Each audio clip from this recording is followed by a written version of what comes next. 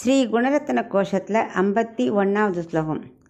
மாதா லக்ஷ்மியதைவ மைதிலி ஜன தேனாத்வனாதே வயம் त्वद्दासैकरसाभिमानसुभकैर् भावैः मुत्र च जामाता तयितस्तवेति भवति सम्बन्धदृष्ट्या हरिं पश्येम प्रतियामयाम च परीचारान् प्रहृष्येम च.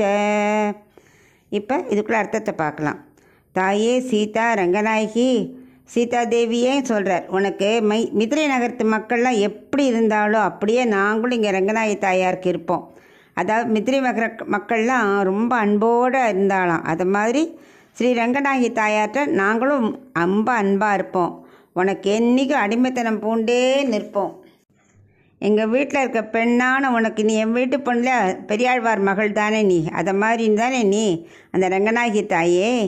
இங்கே மட்டும் இல்லாமல் பரமபதத்திலும் மணமகனாக இருக்கிற ஸ்ரீ ரங்கநாதனான உனது கணவனை எங்கள் வீட்டு மாப்பிள்ளைங்கிற உறவோடு நன்னா நெருங்கி நிற்போம்.